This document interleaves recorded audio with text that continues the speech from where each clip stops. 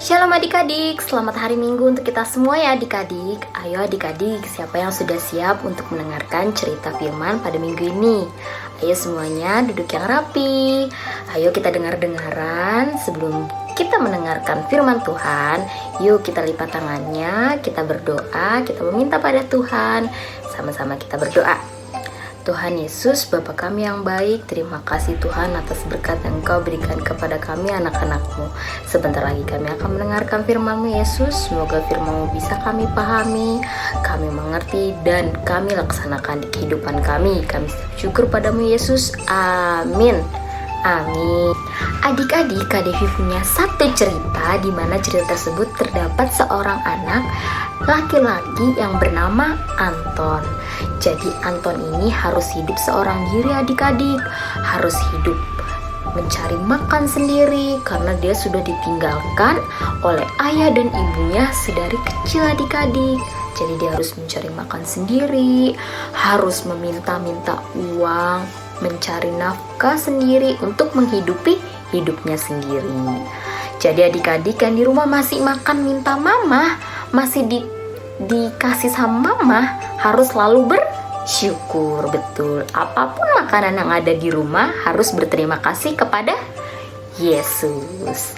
Jadi ceritanya itu anak laki-laki tersebut, si Anton ini mengetuk-ketuk pintu rumah ibu-ibu adik-adik. Ada seorang ibu-ibu di dalamnya. Ibu-ibu tersebut juga hidup seorang diri. Dia ditinggalkan oleh suaminya, anaknya meninggalkannya, lalu dia harus hidup sendiri di rumah yang kumuh sekali adik-adik. Dia mengetuk pintunya. Si Anton ini ngetuk nih pintu rumah ibu tersebut. Lalu dibukakannya oleh ibu tersebut. Dan ibu tersebut menanyakan kepada Anton, "Ada apa ya, Dek?" Lalu si Anton mengatakan seperti ini, "Aku lapar, Bu. Aku mau minta makan." Lalu ibu tersebut berbicara di dalam hatinya, "Saya hanya punya beberapa makanan, tapi dia kasihan belum makan." Lalu ibu tersebut tanpa ragu-ragu memberi makanan anak tersebut. Dan anak tersebut, si Anton, makan dengan lahap. Adik-adik kalau makan dengan lahap gimana? Pastikan makanannya enak nih. Nah, Anton ini karena dia belum makan, dia dapat makanan, dia langsung memakannya dengan lahap. Lalu Anton berterima kasih kepada ibu tersebut dan mengatakan terima kasih untuk makanan yang enak ini. Lalu Anton pun pergi meninggalkan ibu tersebut. Lalu beberapa tahun kemudian, Anton telah tumbuh menjadi anak yang sukses adik-adik. Dia telah menjadi seorang dokter. Lalu dia menjadi seorang dokter di salah satu rumah sakit. Dia bertemu dengan ibu-ibu yang pernah memberi dia makan. Ibu tersebut pergi ke rumah sakit untuk berobat. Dan di rumah sakit, ibu tersebut harus dioperasi. Rumah sakit tersebut mengatakan ibu tersebut harus dioperasi.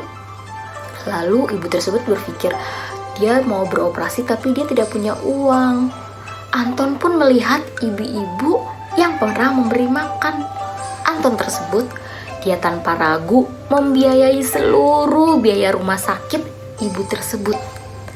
Jadi singkat cerita, ibu tersebut telah dilakukannya operasi dan Anton telah membiayai ibu tersebut.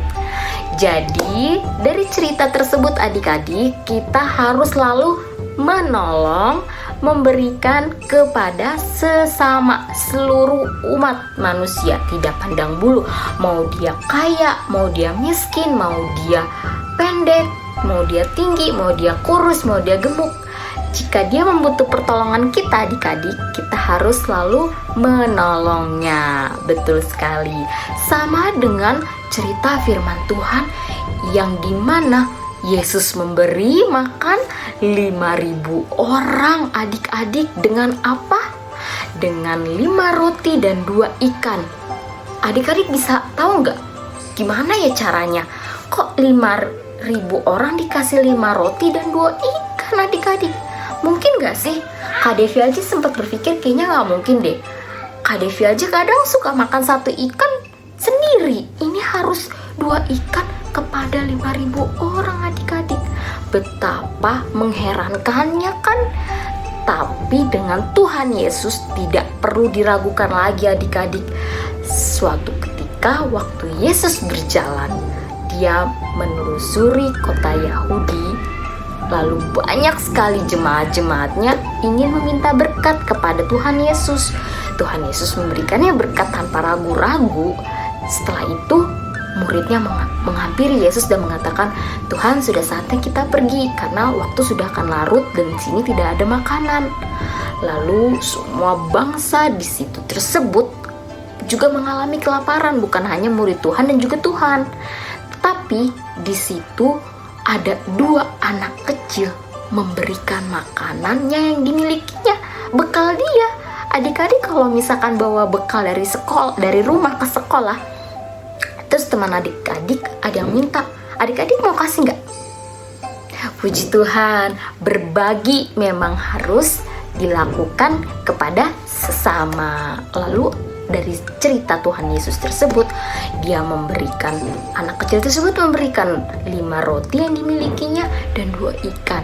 Lalu Tuhan menerima roti tersebut dan juga ikan tersebut dari anak kecil tersebut, dan dia meminta berkat kepada Tuhan. Dan mukjizat pun nyata adik-adik. Mukjizatnya nyata, menjadi roti yang sangat banyak dan juga ikan yang sangat banyak, hingga sisa 12 keranjang adik-adik. Betapa kenyangnya itu manusia tersebut di situ makan dengan lahap, tanpa ada yang kekurangan, tanpa ada yang tidak terbagi.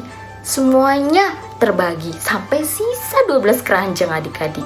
Jadi adik-adik, kita gak perlu ragu lagi dengan mukjizat Tuhan. Bukan hanya sekarang, misalkan kita memberikan sekarang, tapi tidak diberikannya juga langsung sekarang oleh Tuhan. Entah kapan dan melalui siapa berkat itu pasti kita terima. Tuhan Yesus tidak pernah membiarkan anak-anaknya sendiri atau anak-anaknya kelaparan. Tuhan tahu apa yang sangat dibutuhkan oleh anaknya. Jadi adik-adik, mulai sekarang kita harus selalu berbagi, memberi, karena mukjizat itu pasti ada.